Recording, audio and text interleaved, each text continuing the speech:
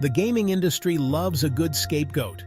Live service games, with their microtransactions and endless content grinds, have become the latest target. While these models can be predatory, they aren't the root of the problem. The real issue? Games failing on a fundamental level, regardless of their monetization model. Focusing on live service as the enemy distracts from the uncomfortable truth. Many studios prioritize profits over quality. Take Ubisoft's long-delayed pirate adventure, Skull and Bones.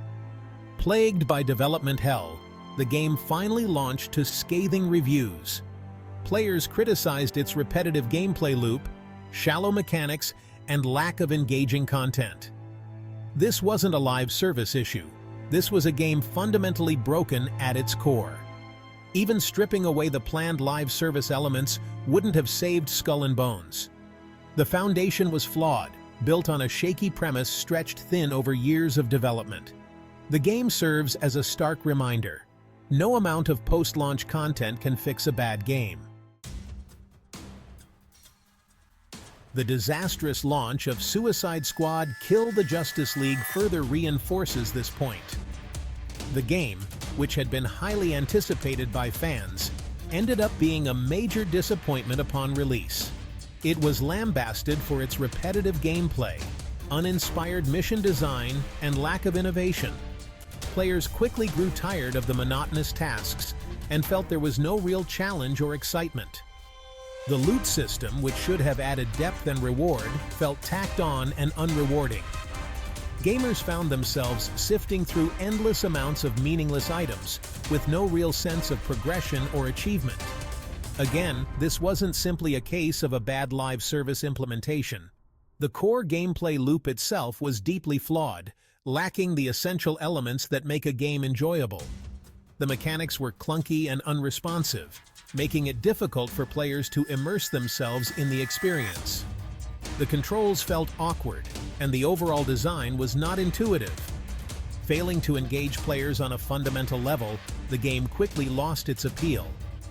Many players abandoned it shortly after starting, feeling that their time was better spent elsewhere. These examples highlight a crucial point. Live service often acts as a smokescreen, obscuring deeper issues with game design and execution. Developers may rely on these models to mask the shortcomings of the core game. When the underlying mechanics are flawed, no amount of additional content or updates can save the experience. It's essential for developers to focus on creating a solid foundation first. When a game is fun, engaging, and mechanically sound, players are more forgiving of monetization models. They are willing to invest time and money into a game that provides a rewarding experience.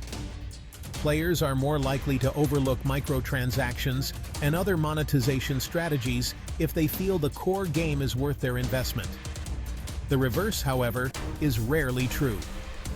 If the game itself is not enjoyable, no amount of additional content or monetization will keep players engaged. Contrast these failures with the success of games like Helldivers 2. A cooperative shooter emphasizing teamwork and strategic gameplay, Helldivers 2 offers a tight, polished experience free from the shackles of live service. Its success lies in its focus on solid mechanics, challenging gameplay, and a rewarding sense of progression.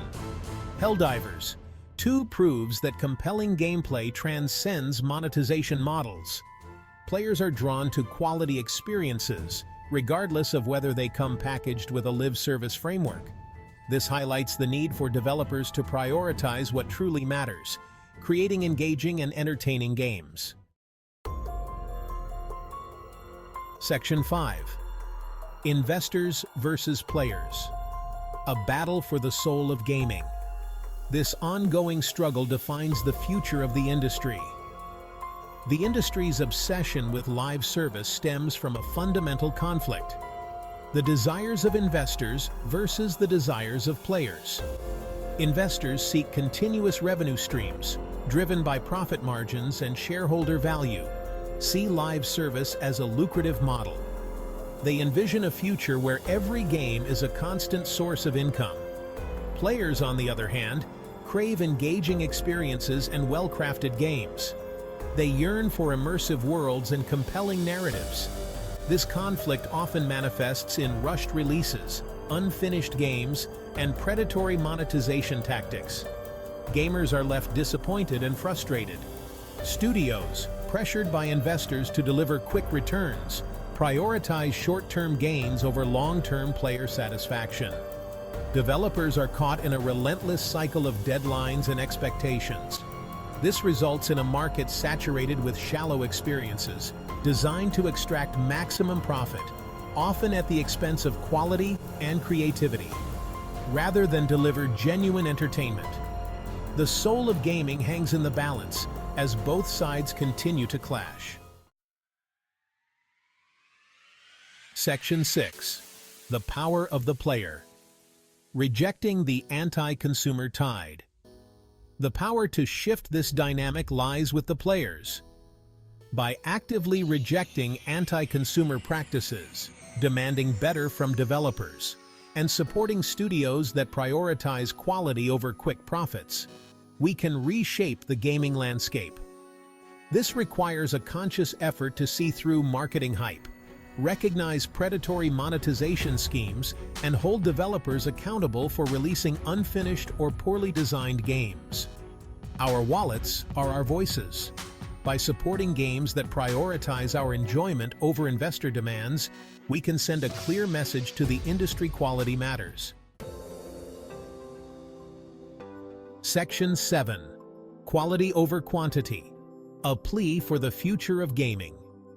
The future of gaming hinges on a fundamental shift in priorities. We need to move away from the relentless pursuit of engagement metrics and endless content mills. Instead, we must champion games that prioritize quality over quantity, craftsmanship over cash grabs. This means demanding more from developers, holding them accountable for releasing polished and complete experiences, and rejecting the notion that live service is a necessary evil. We deserve better. The future of gaming depends on it. Section 8. The illusion of engagement. Why live service often masks deeper issues. The allure of live service for publishers is undeniable. It promises continuous revenue streams, prolonged player engagement, and a constant stream of data to analyze and exploit. However, this focus on engagement often masks deeper issues plaguing the industry. Instead of addressing fundamental problems like repetitive gameplay loops, shallow mechanics, or uninspired level design, developers are incentivized to paper over these cracks with new content drops, cosmetic microtransactions, and artificial time-gating mechanics. This creates an illusion of value, masking a lack of substantial depth and ultimately harming the player experience. Section 9. Breaking the cycle. How developers can reconnect with their passion. Breaking this cycle requires a conscious effort from both developers and publishers. Studios need to rediscover their passion for crafting engaging and fulfilling gaming experiences, prioritizing player enjoyment over shareholder demands. This means fostering creative risk-taking, encouraging experimentation with new ideas and genres, and resisting the pressure to chase trends or rely on tired formulas. It requires investing in talent, nurturing creativity, and fostering a studio culture that values quality over quantity. Section 10. A call to arms. Reclaiming the joy of gaming. It's more than just a pastime. It's a passion, a way to connect with others, and a source of endless creativity and innovation. The gaming industry is at a crossroads. We stand at a pivotal moment where the choices we make today will shape the future of gaming for generations to come. We can continue down the path of predatory monetization, unfinished releases, and soulless cash grabs. These practices have eroded trust and joy, leaving many gamers disillusioned.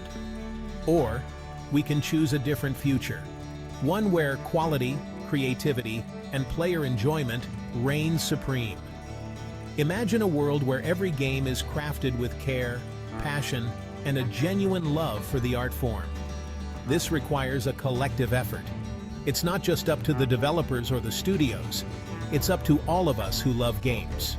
Players must demand better, reject anti-consumer practices, and support studios that share our values. We have the power to influence the industry by choosing where we spend our time and money. Developers must rediscover their passion, prioritize quality over quick profits, and remember why they fell in love with games in the first place.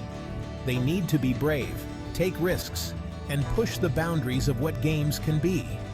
Together, we can reclaim the joy of gaming and build a brighter future for this incredible medium. Let's make gaming a source of joy, inspiration, and connection once again.